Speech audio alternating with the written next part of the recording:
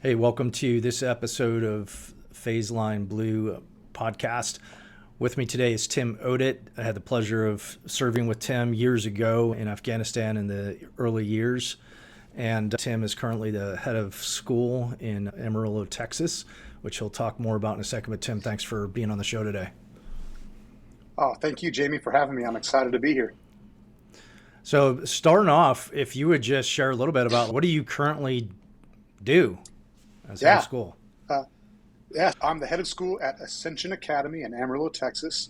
So, head of school oversees not just the academic portion of the school, but the business side of it. So, really, I'm the CEO of a medium-sized business. I manage both my people, but also our admissions process, our fundraising process, and really, what I do is try to get the best out of our kids every day, while helping their parents understand who we are as a school and what their role in that process is as well. And knowing just a little bit of school dynamics, I Yeah, imagine that I know that you have multiple stakeholders and sometimes competing yeah, interests. What's that like? yeah. Uh, so it's different every day. So that's the fun part about my job is it's never the same day after day. I think that when you're talking about stakeholders, or we might refer to them as constituents, the key is if you're going to do it successfully, you have to communicate. And you have to communicate clearly and you have to communicate early. And if you're doing that, then that management goes a little bit easier. It's only when the constituents stop talking to each other that friction really occurs. So it's if you really ask what it's like, it's ongoing. It's every day. Nice. How'd you get into that? Like, what? Take us back to the when you started to have an inkling that you were going to get into education. I guess I'll share a little bit about how I got to the Army first, because that's going to lead into the Yeah, answer to yeah, that question, if that's okay. yeah. And first and foremost, I've come from a family of service. I have two grandfathers that served in World War II. Both were in the Pacific Theater. My father retired from the Air Force as a chaplain. I have two older brothers that have now retired from the Coast Guard. So for me, service was always in the back of my mind, but I didn't know what that meant when I was a young man. So I went to college. Now I went to Texas Tech University, and when I got to school, I didn't really know what I wanted to do. So I started to study history with no real idea of what that was going to mean in the future. And I got married, and I was sitting there in my senior year of college with no clue of what I wanted to be when I grew up. And I kept going back to one thought in my mind, and that thought repeated itself that I needed to serve. And I made a choice to join the Army. I made a choice to enlist in the Army, and I made a choice specifically to enlist in the infantry because that was what I felt was going to give me a unique opportunity in my service. I spent 4 years in the Army, and maybe we'll go into that later on in a different direction. But one of the main takeaways I had from my Army experience was I was around a lot of other guys that did not have the opportunities I had because of my education. I did not yet have my degree, but even when I was in the Army, that education gave me a step up over some of my peers and allowed me some opportunities over some of my peers that I thought was really useful. And as I looked around, I realized also that some of these guys just didn't have opportunities when they were younger to be mentored or taught that there was larger opportunities in general. Does that make sense, Jamie? Yeah. Right. Yep. And so it was really on my heart when I left that I wanted to get into education. And it's not that what we were doing as enlisted guys in the infantry was wrong. I think it's a very noble thing to do. It was that with education, doors open. So I knew when I got out of the Army that I wanted to get into education. So I finished my degree, and both my wife was working at a private school at the time, and I started as a coach there. And so I kind of eased my way in through the guise of being a basketball coach. I tricked them, and then I started as a history teacher and coached football, basketball, and baseball as a young man while I still had the energy, and then it just took off from there. And I think that I was blessed in a lot of ways that every time I came to a crossroad in my career, another door opened, another opportunity opened, and so I made my way out of the classroom to administration as an athletic director, and then to an assistant head of school, and then this is my second school where I've been a head of school now and run the whole show, and it's a lot of fun most days. And in your own education, like you said, education can open doors. That's Yeah. been a big part of allowing you to be here. That's Yes. yeah. Yeah. And it's also ongoing education. Later in life, I had a boss, actually retired one-star general, that told me I was going to be an assistant headmaster when I didn't want to be. I was like, no, I'm going to be the athletic director and I'm going to coach basketball. That's what I'm doing. He said, no, Tim, you're not. You're going to take this job and you're going to finish your master's degree. And then he told me, go talk to Jennifer. That's my wife. He said, go talk to Jennifer tonight and we'll talk again in the morning. And I came back at 8 o'clock the next morning. And I said, sir, you're right. I'm gonna take this job and finish my master's degree. But it's more than that. I think that when you're in the education world, a lot of people talk about being lifelong learners. And I've learned that by opening myself to new experiences and learning both in my job and outside of my job, it's really enriched my life and enriched my ability to communicate to other people and to engage other people in common efforts. I've gotten the impression from talking to you over the years that that the work that you do and that the teams that you work with and at the schools that you lead, there's times that you've made some like significant impact, like that you can observe, like observable significant impact on the young people that go through the programs. Yeah. Is there anything that you look back on? Is there a story you could share of just, man, this is inspiring? Like when I think about it, it puts a smile on my face. Wow. I don't know about inspiring, but I would say fulfilling. And for me, I think that's really important as a person that works with students. I'll take it two ways. I want to talk about students and I want to talk about adults. I think for me, the fulfillment I get is seeing where a student starts and then where they finish, and how that development occurs is often impacted directly by how much adults around them believe in them and support them. Yeah. If I could tell you anything if there's parents out there, it would be find a place that believes in your kids. And for me, it's not, there's guys that I've been an advisor to that have gone on to West Point and careers in the Army. They've gone on to play college basketball or football. Others that have gone on to great careers. And it's no one of them that inspires me. It's the collective total of them that fulfills me to see now the parents that they become, which that's why we both have gray in our beard, Jamie, because we're of that age now, right? It's the parents they become. It's the husbands they become that really matter. And I know that there's the seeds of that in my relationships with them. And I think it's not just the kids that have really motivated me, but I've taken a great joy in my life of mentoring younger teachers and peers that have been around me. And that's a passion my wife has as well. And from a private school in Dallas to all boys military school in Virginia to a boarding school in Ohio to now to Amarillo, we have these relationships with people that have either worked with me, for me, have been really meaningful to see them from becoming young teachers and coaches, to see where they are now and what they've accomplished, and knowing that they value the support that we've given them as a family and that I've given them as a school leader. It's great to see their successes. And one thing I keep in mind as a leader is I always want to think about preparing the people that work for me for whatever their next step is. If they're a high school coach, they may become a college coach, or if they are a teacher, if they want to be an administrator, my job is to give them the experiences and tools to make that jump. Yeah. And that's really fulfilling. Pull that thread a little bit about the relationships, and it made me think of just us as veterans. And I feel like when we're in the Army or another service, there's a lot of, you can form these deep relationships, and then maybe somebody goes to a different unit or something, but then you circle back and it's these powerful relationships. But then when we leave, we don't have those built-in opportunities to re-intersect. So just talk a little about that, the importance of relationships, and what should we be doing? How do we walk that? I would start in just being transparent about myself, and I think this also applies to a lot of other veterans, particularly guys that we have served with and around. I would say that in general, I was not a great communicator when I was younger with those relationships. So I think it's very important, and I've learned this as I've gotten older, and I just say older, not wiser, because my wife is going to listen to this. So I think it's very important to be purposeful with communication, and that helps maintain relationships, I think.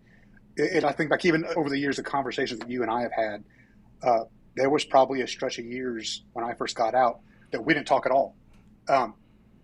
And it wasn't, I think, until we both became a little bit more purposeful with that we were truly able to reconnect and to what I think is to better support each other even to this point. And that's really what I think about, is that purposeful communication builds relationships. And sometimes it takes a person out of their comfort zone. There's a guy that served with us in Afghanistan that I've known since basic training.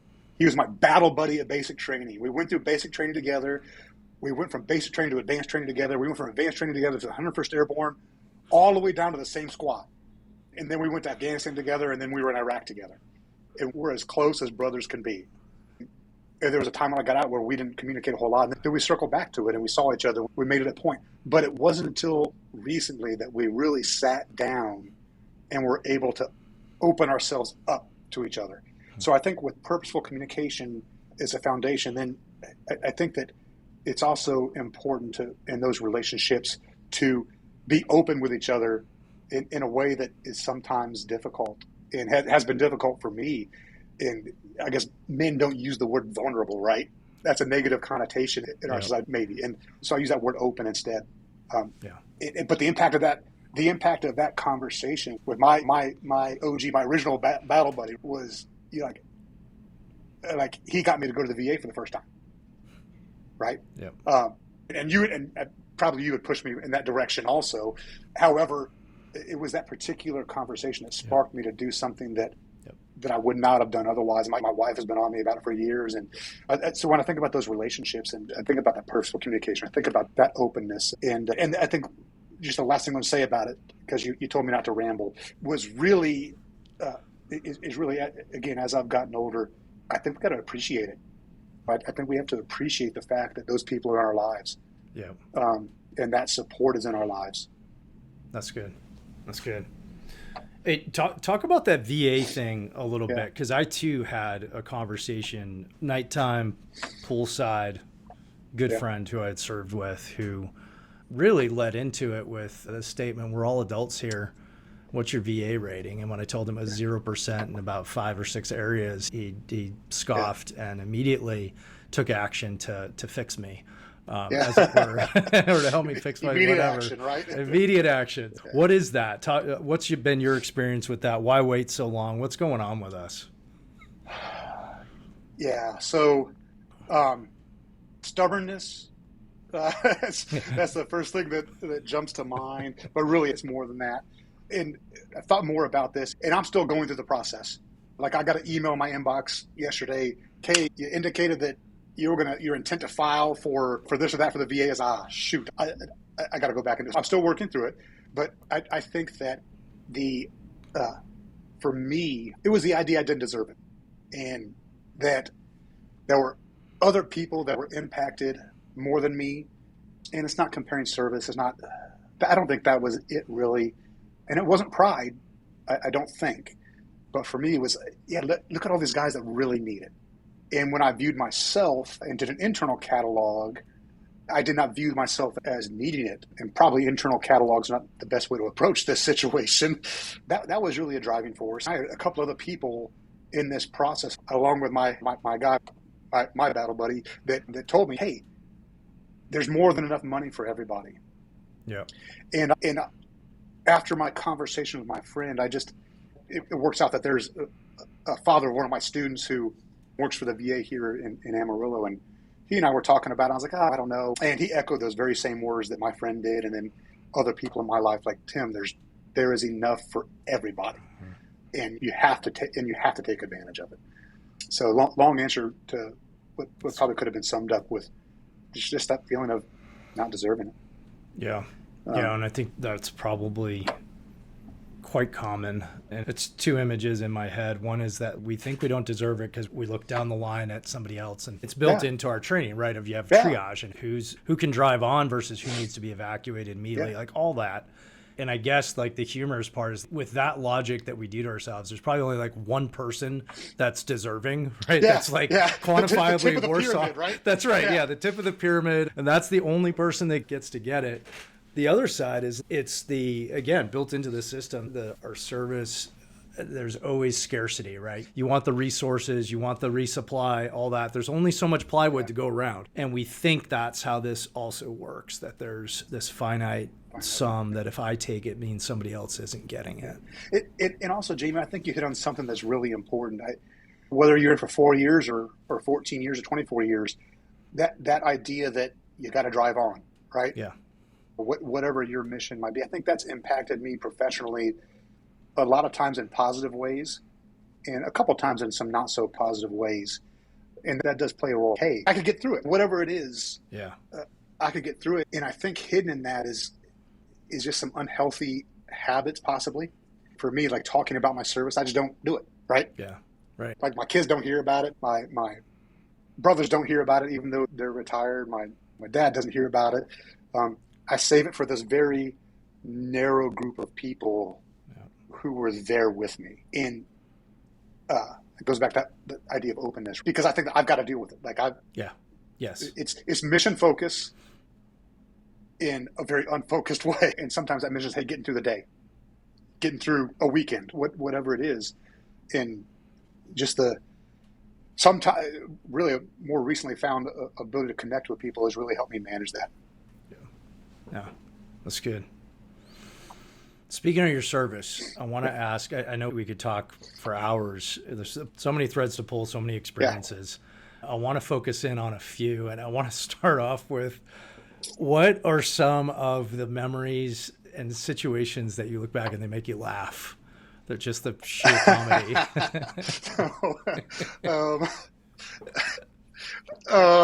Yeah. That you can tell, obviously. All mixture is PG, right? I think there's so many just humorous things that happen from Operation Anaconda at the beginning of Afghanistan and some of it I think is dark humor, but you got to laugh, right? Yeah. Yep. You got to laugh. And the concept that we were going to go out for a 3-day tour and then ended up in the mountains for 10 days was incredibly humorous to me. And that's what the Army is, right? It has been that way since before the Roman legions. And I understand that from a greater standpoint, but under that concept of military intelligence, and it was pretty clear that we did not feel like our opponent had any ability to reach out and touch us in a way with things like indirect fire, and that was something we weren't prepared for. As a matter of fact, our mortar section was the only one that got on a helicopter to go out there in this very large operation. Again, the humor in it comes in the oblique moment where I'm dang glad that we had that ability. Yes. I find humor from that same operation, the fact that we had to borrow tents from the Marines. You ask any Army guy what he thinks about a Marine, it's probably not going to be nice to begin with. We borrowed these tents because we're up this high elevation. It was freaking cold when it snowed on us. I had completely forgotten about that. That is hilarious. And you and I and another guy are sharing this little bitty tent. And I swear to God, we were sleeping with our flak jackets on. Literally all battle rattled in a tent. And so that one leads me to a funny one about you, right? So first of all, we go to Afghanistan, and they don't have enough ballistic plates for all of us. Yes. Right? Typical humor, what we were talking about in our little mortar section was, all right, you get one plate. And you have to choose if you're going to put it in the front or the back. And this is going to determine what kind of infantryman you are, right? So if you're a hard charger, you put that sucker in the front, right? Yeah. If you put it in the back, we got problems, brother. And so there's all those accoutrements that go with it. The neck pieces and everything else. And then there was the kind of the quasi-cod piece. And you were the only person I knew that wore that sucker. Yes. Yes. You didn't have kids. I don't think you had kids yet. No, you had to worry about your future. Yeah. What's the worst that can happen, Tim? What's the worst that can happen? Hey, same thing when I went to Iraq. I was the only one. I got laughed at. I'm like, I'm sorry. Arm, I can deal with. Down south, hey, man, what's the worst? Really? Think this through. Yeah. I love it. I just think all those things just make me laugh to this day. One from pre-Afghanistan that I thought was a life lesson, and this predates you as the executive officer. We're doing training at Fort Campbell, and we're going to do this night insertion by Black Hawk, and we're sitting on the PZ, and we do our dry training, the Black Hawk's on land, you do typical Army stuff. And so my part of the mortar section is with our executive officer in one stick, and far off down the PZ is the other half of the mortar section. And one of those guys that's in the other half had misplaced his nods, had lost them. Yes. And so it comes over the radio, and imagine what that was. And so I'm sitting with our executive officer, and he just starts to laugh.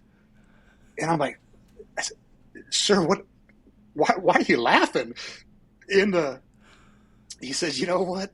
He says, sometimes when things are so absurd, you just have to laugh in life. And I started to chuckle, and I've thought about that. I've used that so many times in the rest of my life, just to put everything in perspective. It was out of our control. Yep. They ended up finding those nods, obviously, but that statement is sometimes you just have to laugh. I love it. So true. Speaking of Anaconda, the Valley, mortar section, all of that, that's another one of the threads I want to, if you pull it a bit. Obviously involved in a pretty kinetic battle there. Can you share a little bit of that? And of course, the fact that we did have the few mortars that were around, et cetera. But yeah, share a bit of that story if you're willing to. Yeah, so I think I joked about it earlier about the general understanding going in that our enemy did not have any indirect fire support. I think things became very real when that first mortar round landed in our area, and we realized that not only was the assumption wrong, but also that they could reach out and touch us from a longer distance. So I think that everyone has that moment. Back in the Civil War, they called it seeing the elephant. Everyone has that initial moment when they're in an experience like that.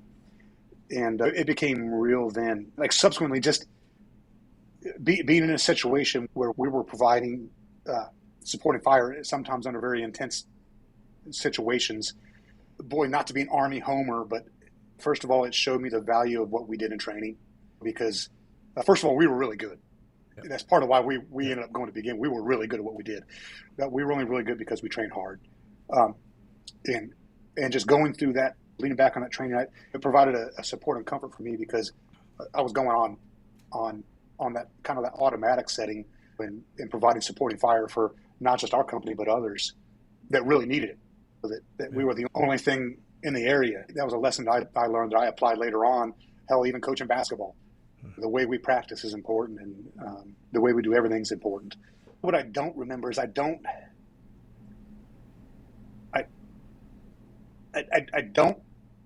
remember anything other than being focused on what we were asked to do. And I'm sure it was there. And subsequently, both in Afghanistan and Iraq, I think that there were times where I would definitely say that I was not happy about where I was. But I think in that first experience, it was consuming to me to the point where the focus I had was that mission in front of me, and I was able to block out all the other stuff. And maybe that's just a first-time experience. I don't know, and everyone handles it differently. There's no right way to handle it. But that was what it was like for me. Pull on, you were there with me. Pull on what that meant for both of us. A lot of that, you were not very far away from me. Yeah. Through that experience. Yeah, I think it's interesting how you're describing that, and because I've heard this and probably had it reinforced over the years that like under times of uncertainty or fear or boredom or like whatever it is, do something, get people busy and active. And there is something that, like I look at later on, I became a jump master, and I will tell you every day of the week I would prefer to jump master a jump rather than be a jumper. Yeah. Because you're busy the whole time you're doing stuff. So you're not sitting there wondering if you'll be a little bit airsick or whatever it is that you're doing, waiting, being uncomfortable. And I think there's something that's like broadly applicable about being not just busy, because obviously I argue for like other sides of like rest is important and reflection is important. Sure. But there is something when you're in something, if you're able to do something that's practical and moving things forward, a lot better than sitting around wondering. Sure. Absolutely. So much of the Army is just sitting around wondering. Yeah, exactly. Yeah. And put that to work. I remember the thing I wanted to call out was, as you were talking, was that I distinctly remember you guys as the mortar section during training are always like the butt of the jokes. What do you Oh guys yeah. do anyway? Yeah. And I have to carry your Yeah. stupid rounds and all Yeah. this bull crap. And it was palpable after that mission where really you guys saved our lives, right? Measurably saved our lives. And the soldiers filing by the mortarmen and saying, I will never complain ever about carrying rounds or anything else you want me to carry. Yes. Experience is the best teacher, right? Yes. That was a good example of that. Is they quickly realized that we were going to reach out and touch someone from a further distance than whatever weapon platform they had, right? Yes. Yeah. And I guess thinking back to it and just doing it with, and this is not really prideful, Jamie, I don't think, because it's not about me. It was about the entirety of our section organically working together. Yeah. Just the pride in how we maintain a level of excellence, I think, in that time. And section did it so well that it's part of what we did has been in training at different officer instruction courses. Yep. That's cool. Yeah. That's cool. Just speaking of kind of the funny stuff, there was that reporter that was embedded with us, Sean Naylor, right? So he ends up writing a book about Anaconda, Not a Good Day to Die. So one of the funny things for me is it took another person twisting my arm for me to talk to this guy as he's writing the book, whatever, a year later, 2 years later, whatever it is, right? Yeah. And I'm driving between, I know exactly where I was. I was driving between Dallas and Austin, talking to this guy on my cell phone and talking about that experience. And like my wife's proud of me just for even giving the interview. I'm talking about something, right? Yeah. And so she's excited to see the book. She gets the book. She's looking at it. She opens up the index and says, "Damn it, he misspelled your last name." and I thought it was so funny that he went through all that and got my last name wrong. Isn't that just life, right? Yeah, that's life. Very Army too. That's very Army. On brand. Yep. And for the listeners, the mortar battle really that Tim's talking about is in Operation Anaconda in the Shiakote Valley, and is basically a mortar duel that's been taught at Building 4 at Fort Benning, just because of the real-time battlefield innovation and how to get after an enemy that understands your tactics and all of that. And you can definitely research it or you can find it afterwards, but that's what he's referring to. I want to go back in your timeline of service to, and in more recent years, I realize how long ago that was. And as quite literally another generation is now adults like since then. And if you would just start with, where were you when you heard of the towers getting hit, and then just take it from there? So I was on a rifle range at Fort Campbell, Kentucky, and we were doing qualifying. At the time, we thought we were going to go to the Sinai Peninsula for 6 months and have the best deployment in the Army, maybe. And so we were doing rifle training in preparation for that. We were sitting in bleachers in the early days of cell phones, right? So I think for people that are younger that may hear this, and I think this is important because I work with a bunch of kids that don't really, 9/11 is just this abstract thing to them, right? Yeah. So cell phones were just, like, not everyone had a cell phone. There was no smartphones. There was a guy that was from New York. I think his name was Borgia. I think I have that right. And he got some call on his phone, and he didn't have any material update for us, but someone had let him know somehow. And probably we initially knew something was wrong because we did not shoot that day. Like, we got pulled off the rifle range and marched back to our barracks and CP. And I walked in, and I distinctly remember watching a television there when that second tower fell. And certainly for us, I think collectively, and I don't remember anybody ever saying anything, right? I don't remember you or Captain Butler saying anything to the group as a whole about, hey, get ready. That might have happened. I just don't remember it.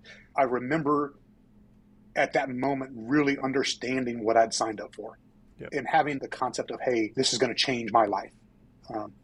We were at the CP until late that night. I lived off post, and I left the base around 10 o'clock. I knew I had to do a couple things. Number one, I had to make sure that my gear was straight. when I got home, I did that. And then I sat on a futon in my living room, just a broken listed guy with with an 8-month-old daughter. And I held my wife's hand and we watched the news coverage together, probably without really talking, for 2 straight hours. And the next morning got up very early because it was going to be a bear to get on the post, and got on the post. And I just think collectively we were all more serious. So if you're ever around an infantry barracks or in any infantry setting in garrison, there's a time to be serious, and there's a lot of cutting up. It's part of the lifestyle. I think it was very serious. And right after that, we ended up going to the Bluegrass Army Depot for however long that was. Maybe the expensive PR stunt of the history of the Army. I don't know how effective we were in that. And right away, when we came back directly after that, our mission to the Sinai Peninsula was changed, and we went into a training cycle.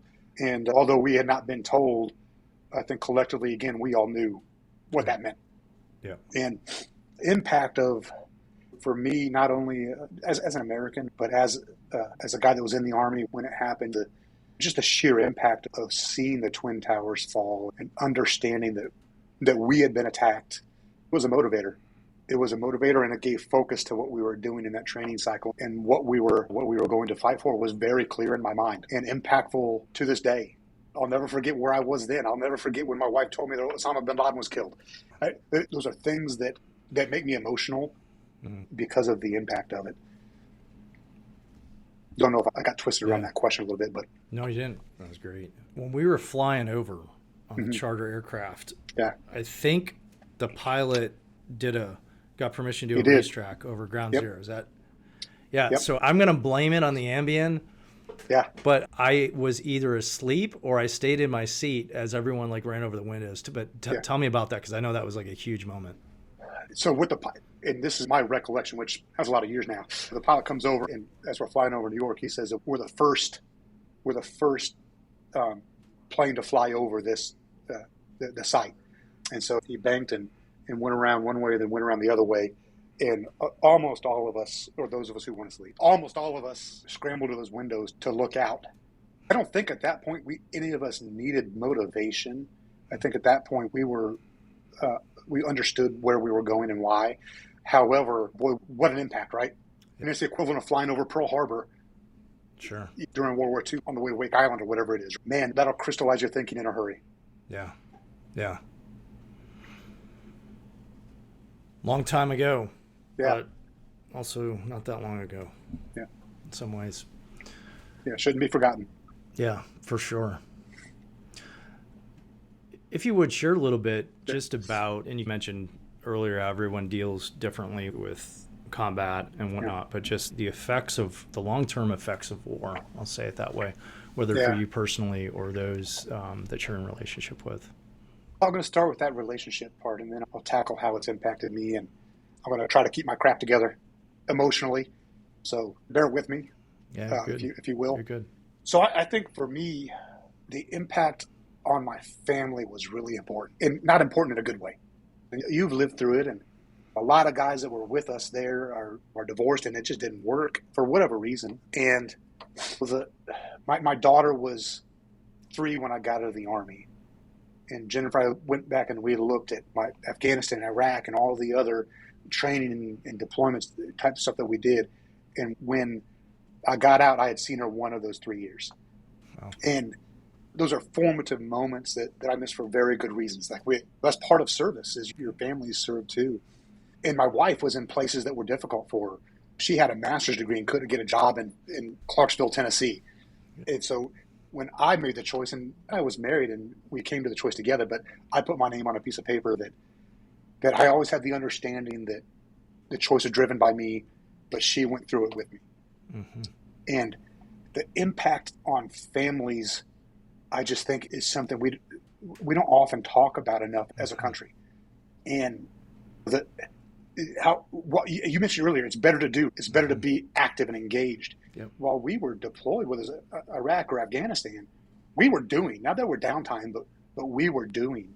Whereas I've got a wife at home with this young child, and not only is she not doing what we were doing, but she has no information. Yep. Right? So That lack of information, I think, is really hard.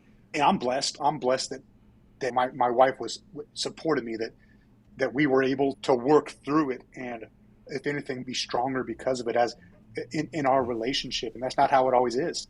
Yeah. I'm blessed by when I got out, I spent literally 4 months just with my daughter before I went back to school to finish my degree. And there's probably some other things mixed into why I did that, but that impact is very hard on, and it doesn't always go the way my experience went. On a personal note, Jamie, you and I have had this conversation in different ways. You're just catching me on tape with it, right? It impacted me when I got out of the Army in ways that I didn't understand until I was older. Whether it's a list of things.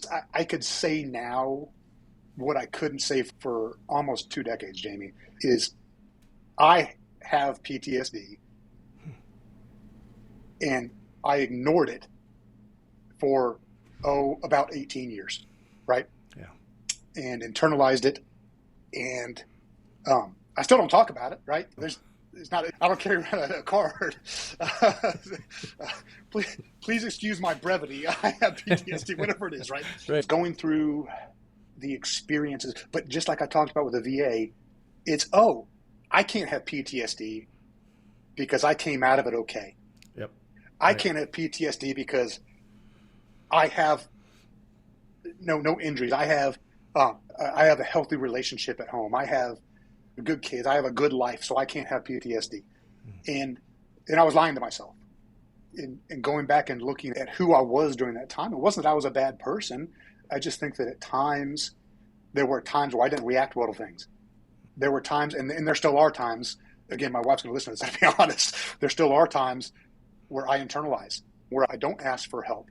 Yeah. And just getting a good night's sleep for me is a good thing. We're 20 years out, man, and I don't live where we were, but getting a good night's sleep it can be tough. And that there are times where I could also say that because I did not ask for help, because I did not go talk to somebody, because I did not open up to somebody, that it probably did hurt my family in ways that it was certainly unfair to them. No matter what, it was unfair to them. And I'm still working through it, man. I know that I should go see somebody. Probably you've told me that. The other people I've talked about it have told me that. And I've even gotten to the point where I'm like, okay, I'm ready to do this. And then something holds me, something small will hold me back. But I am, by all estimates, I'm an educated dude. That means I've finished degrees. That doesn't mean I'm educated. Yeah. I stuck through a couple programs. But little things like, hey, you're at the VA and someone that's a social worker wants to call and set you up with somebody. Damn, I don't need social work. How stupid is it? How stupid is it? Yeah. I really couldn't even verbalize this. I couldn't even verbalize this probably until 2 or 3 years ago. And working through how to do that. Maybe you've had this conversation with your wife in the past 20 years, but the conversation would come after I brooded for a day, or I internalized for Memorial Day. I internalized it and was short and snippy with my wife or my kids, and say, "Hey, Jennifer, just give me some space," some version of that, right? Mm-hmm. And then she would do it. And then afterwards, I'd go back and say, talk a little bit about it. And in different ways, and sometimes some very direct ways, she would end up telling me, "No, Tim, I don't know what you've been through because you won't talk to me about it." Yeah. Yep. And again, she's a saint for putting up with me we've been married 25 years now. She's a saint for putting up with me. But again, she went through that with me as well because I would not acknowledge that. Yeah. It's hard. I'm whole. My body is whole. There were certainly times where, in my experience overseas, where, oh my gosh, we just did stupid things and dangerous things. And the idea and what I told myself for those so many years is, hey, I didn't have it as bad as X or Y or Z. What I didn't say was what I did not say, because I was not honest with myself, was I still went through something. Yep. Right? Because I was constantly comparing it to this other person who they don't even have a name, right? Just those other people that it didn't take that step further and look myself in the mirror and say, Yeah, I might not have had it as bad as other people, but I still went through that experience. Yep. Uh, Yep. Yeah. That's good. Man, I made it through all that without crying. Yes. Yeah. It's good. It's Man. huge. Well, actually, I don't know. Is that good? I don't know. I don't know. Coming back to the topic of networking, which we talked a little bit Yeah. about before, and is certainly a core part of what we're trying to do with Phase Line Blue, and to create a community and to leverage networks and to understand what networking is, probably what it isn't as well. But in kind of a shorter maybe version, if you could share some of, just if you were going to give a class on networking as a veteran, what are some Yeah. of the highlights that you want folks to know? First of all, your network is bigger than you think it is. I think that's critical. And the second thing, if we're just going to give this quick discussion, right? The second thing is you could only successfully network if you're willing to ask somebody else for help and then also give somebody else help, right? So it's never just a one-way street. It's Yeah. always going to be the receiving and giving that go hand in hand. What I've learned in my experience as an administrator at private schools is you have a network, and sometimes you have to be able to use it. And I'll give a quick funny story. So coming out of COVID, I had to have my gallbladder out. Hospitals are a mess, right? There's beds that are full, there's this, there's that. And I'm sitting in this ER, and they can't find me a bed to go have the surgery. Sitting overnight. And finally, I get mad. And one of the parents at my school works for the Texas Tech Health Sciences Center as a teacher here in Amarillo. And I text her at 4 a.m. And she gets up at 5:30. She responds to my text, says, "Give me a minute." She reaches out and she has me a bed to have and a doctor to have my surgery in 30 minutes. But what is it? Yeah. Right? It's leveraging that network that you don't even think about that you have sometimes. And then the third thing when networking is it's not just the person you know, it's the person that they know also. So it gets into that secondary and tertiary, and sometimes even before levels where, hey, if that first person doesn't have that contact you need, let's get into that second. Who do you know that I should talk to? Yeah. Right? Can you give me an introduction to them as well? I think that's really important. And then on that giving side, having the opportunity to help somebody with whatever they need, that's just a great experience. Yeah. I've had the opportunity to mentor a lot of younger teachers and coaches, and even people that were my friends, and the help I was able to give them to get them to a different part of their life that they wanted to reach, I think is really fulfilling as well. And just to go back to networking for just 1 second, just say asking someone for their help is a sign of strength, not a sign of weakness, because you have the willingness to reach out to improve your situation, whatever it is. Networking can be for your own business, for your own profession. It could be for a colleague to help them get ahead. It could be, I'm using it for my daughter right now to try to help her find a job. And she's 3 or 4 people into the process, and she keeps getting referred to the next person, and she's going to find that right connection soon. And it does not matter where you're at in life. You don't have to have a master's degree in education to do this. You don't have to have a professional setting. You could be any walk of life, anywhere in the United States, and networking is going to help you if you want to look at different opportunities or improve some part of your life. So some of the objections, I think there's probably a multitude, Yeah. but you talked about one of the asking for help of, Yeah. okay, I don't need a helping hand, I can make my own way, whatever. And I think the other of, I don't want to be part of like nepotism or something like that. It's favors, it's political. Yeah. Talk more about both of those, if you would. Hey, Jamie, I'm going to be real direct when it comes to that second one. People around the world, not just in the United States, have been getting ahead by using networking. And wow, this might not be the answer you want, but I would initially say, man, get over yourself and get in the game, because people are using it. People are positioning themselves for opportunity through their networks. And You could be willful in choosing not to do that, but really what you're doing is just limiting yourself. And that's what I'm talking about. It's all walks of life. It's everyone that could take advantage of it. And if you're willing to do it, what you're going to find goes into that first part of the question is people always want to help. Yep. And you don't even know it. Yep. And writing that email, that text message, or talking on the phone about how to do that, I think it's important. And you would be shocked by how many people do want to help you. People you don't even know. Yeah. Because in the business world, in a huge swath of the business world, they're used to it. They're used to, oh, yeah, I'm going to make this introduction, or oh, I'm going to pass you on to someone else, and they're going to help you because they've asked for help before. They've seen it in action, and I get where you're coming from with, hey, yeah, maybe it is a little bit of nepotism, maybe it is taking advantage of a situation. But you can't do it unless you put yourself out there. Yeah, it's interesting because I think of it, maybe it's oblique, maybe it's parallel, but even in the military, which idealistically it doesn't always work out, but idealistically it's a form of meritocracy where if you work hard, you make your way, you can rise up. But that hard work and effort, I would struggle to think of a time that it doesn't at some point rely on somebody observed you busting it and said, and then recommended you, right, to someone else, whether that was for a position or for a promotion, et cetera. And that's how meritocracy or merit system works, where you build your own reputation. If you're a hard worker, you're a hustler, you get it done, someone then puts their reputation on the line by recommending you.